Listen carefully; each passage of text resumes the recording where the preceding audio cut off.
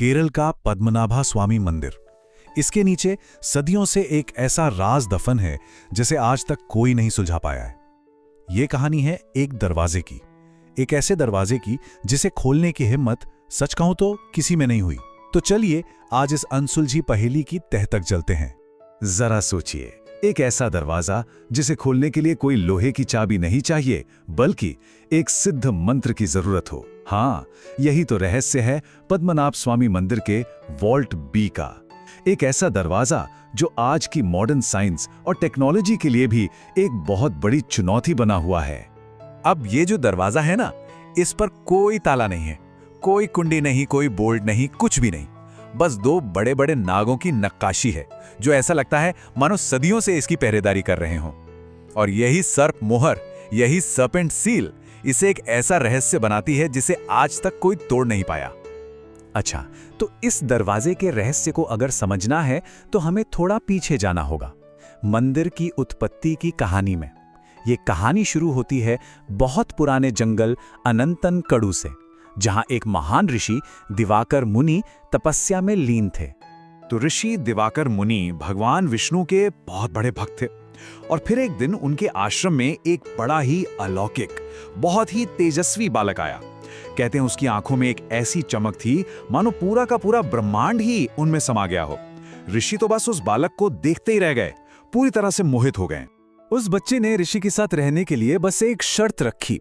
उसने कहा, मैं यहीं रहूंगा, पर एक शर्त है, जिस दिन भी आपको मुझ पे गुस्सा आया मैं उसी पल गायब हो जाऊंगा। ऋषि ने तो फौरन हाँ कर दी। उन्हें क्या पता था कि उनका बस एक पल का गुस्सा सब कुछ बदल कर रख देगा। और फिर एक दिन वही हुआ जिसका डर था। ऋषि अपना वचन तोड़ बैठे, उन्हें गुस्सा आ गया और वो बालक वो अदृश्य हो गया। लेकिन ठीक उसी पल उसी जगह पर भगवान विष्णु खुद प्रकट हुए, शेषनाग पर लेटे हुए अपने विशाल अनंत शयनम स्वरूप में। तो भगवान विष्णु के इसी दिव्य स्वरूप ने उस जगह को हमेशा के लिए पवित्र बना दिया। अब कहानी को थोड़ा आगे बढ़ाते हैं। सदियों बाद यही आस्था, यही भक्ति त्रावणकोर के एक महान राजा मार्तंड वर्मा के दिल में भी थी। और इसी भक्ति ने उनसे एक ऐसा फैसला करवाया जिसने इस मंदिर का इतिहास हमेशा हमेशा के लिए बदल दिया। देखिए, हुआ ये कि 1741 में एक बहुत बड़ी लड़ाई हुई जिसमें राजा ने डच ईस्ट इंडिया कंपनी जैसी बड़ी ताकत को हरा दिया। इस जीत के बाद राजा मार्तंड वर्मा को यह एहसास हुआ कि ये जो भी है, उनका राज, उनकी ताकत, ये सब कुछ भगवान पद्मनाभ का ही दिया हुआ है। तो 1750 में उन्होंने एक अभूतपूर्व काम किया। उन्होंने अपना पूरा का पूरा साम्राज्य भगवान को समर्पित कर दिया और खुद को राजा नहीं बल्कि उनका सेवक पद्मनाभ दास घोषित कर दिया। अब इस समर्पण का नतीजा क्या हुआ? नतीजा ये हुआ कि त्रावणकोर पर राज करना अब भगवान की सेवा बन गया।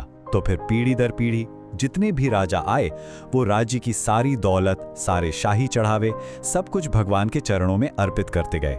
और ये सारा खजाना मंदिर के नीचे बने गुप्त तहखानों में जमा होता चला गया। और ये खजाना सदियों तक दुनिया की नजरों से बिल्कुल ओझल रहा, एक सीक्रेट था। फिर आया साल 2011 और सुप्रीम कोर्ट ने एक आदेश दिया कि मंदिर के इन तहखानों को खोला जाए और इनकी संपत्ति का पूरा जायजा लिया जाए। बस इसी के बाद ये सदियों पुराना रहस्य पूरी दुनिया के सामने आ गया। तो जब बाकी के तहखाने यानी वॉल्ट्स खोले गए तो जो मिला उसने सबके होश उड़ा दिए। $22 बिलियन, और ये तो बस एक शुरुआती अनुमान था। सोचिए, $22 बिलियन से भी ज्यादा की संपत्ति बस इस एक खोज ने पद्मनाभ स्वामी मंदिर को रातों रात दुनिया का सबसे अमीर मंदिर बना दिया। अंदर क्या था? अंदर थे ठोस सोने के सिंहासन, हीरों से जड़े हुए मुकुट, कीमती रत्नों के तो जैसे पहाड़ लगे हुए थे, हजारों लाखों प्राचीन सोने के सिक्के, सदियों पुराने गहने।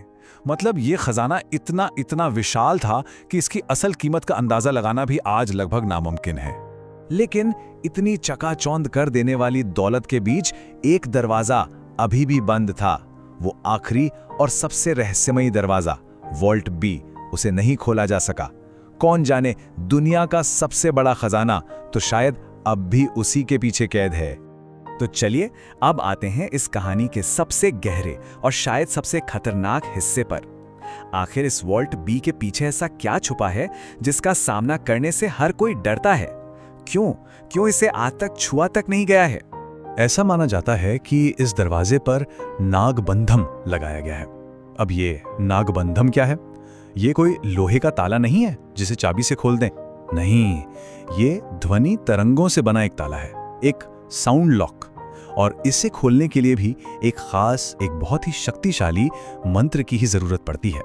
और इससे जुड़ी जो कहानियां हैं वो तो और भी ज्यादा डरावनी हैं। कहते हैं कि 1908 में जब कुछ लोगों ने इसे खोलने की कोशिश की तो दरवाजे के पीछे से अचानक जहरीले किंग कोबरा का एक पूरा झुंड निकल आया। एक और बहुत पुरानी कहानी है जिसके मुताबिक ऐसी ही एक कोशिश के बाद पूरे इलाके में भयानक अकाल पड़ गया था और लोग रहस्यमयी तरीके से सांप के काटने से मरने लगे थे। तो फिर इसे खोलने का तरीका क्या है? मान्यताओं के हिसाब से इसे खोलने का सिर्फ और सिर्फ एक ही तरीका है, गरुड़ मंत्र का एकदम सटीक उच्चारण। और ये जाप हर कोई नहीं कर सकता। इसे करने के लिए एक सिद्ध पुरुष चाहिए, मतलब एक ऐसा योगी जिसे ध्वनि और मंत्र पर पूरी महारत हासिल हो। लेकिन सबसे बड़ा खतरा सुनिए, अगर मंत्र के उच्चारण में एक अक्षर की भी गलती हुई तो कहते हैं कि उस मंत्र की ऊर्जा ही जाप करने वाले की जान ले लेगी।